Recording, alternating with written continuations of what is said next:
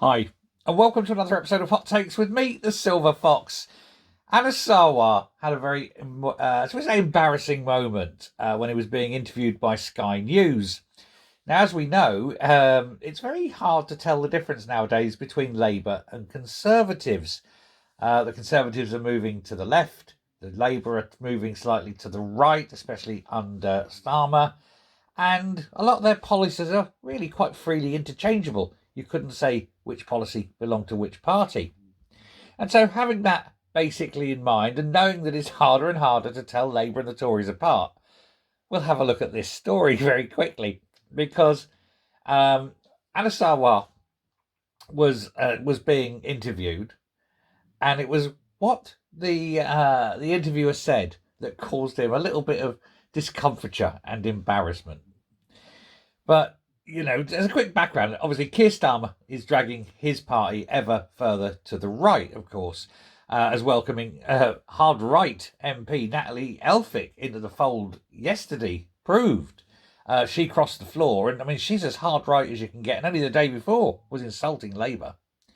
And sure, Elphicke has been rabid on immigration and defended her ex-husband to the hilt, even when he was found guilty on multiple counts of assault, and she backed him. Apparently he was just attracted to women.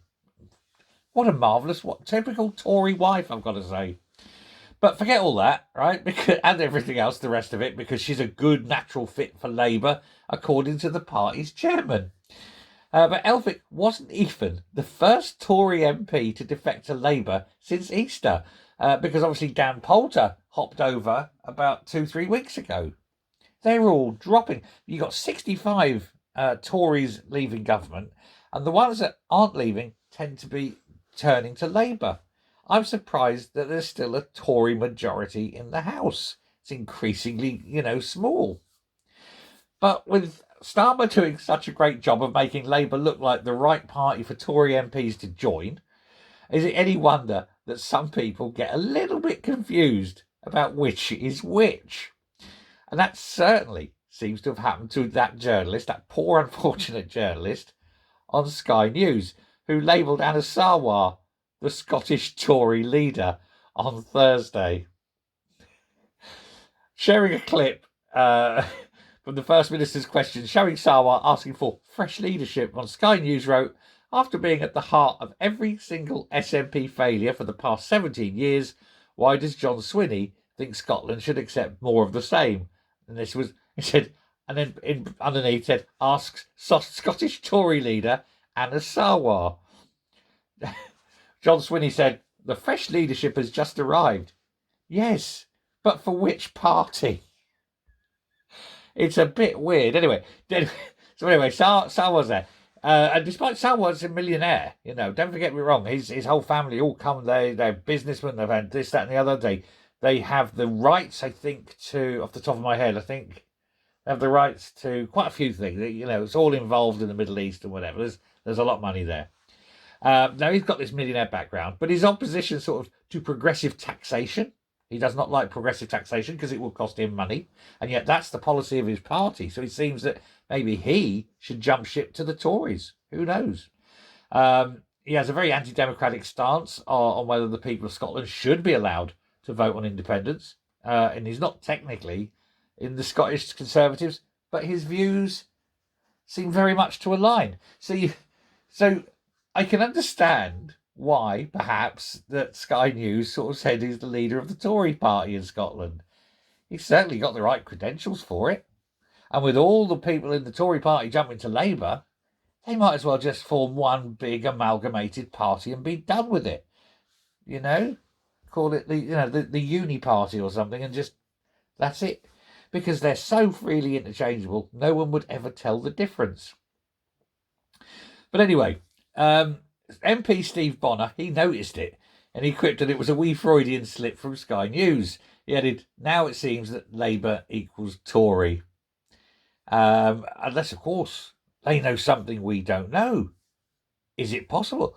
Did, at some point, without anyone noticing, did Anna Sarwar cross the floor? Is he sitting over there now with Craig Hoy? Who knows? little huddled meeting. Never mind.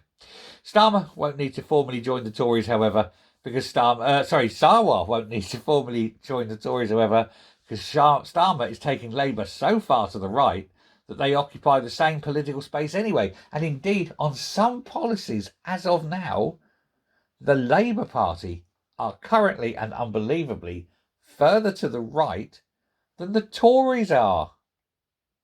So yes, you can understand why Anna Sarwar was confused as a Tory. And he probably won't be the last. There's so many of them at the moment. And of course, there's all these blue wall Tories in seats that were previously red wall. They're all going to go. They're either resigning or they're just going to get voted out because the red wall will return. The Tories are finished. We did the video yesterday. By the time you're watching this, it'll be yesterday, about how the Tories are entering the death zone, as it were. They're soon going to be an endangered species. And certainly in terms of politicians, they're just been handed their ass in the local in the local elections.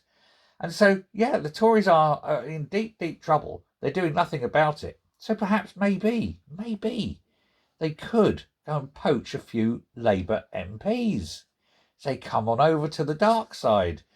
We've got cake, and bring them over. I think some of the hard left in Labour wouldn't mind seeing a few of the sort of the right-wing parts of the party jump over to the Tories.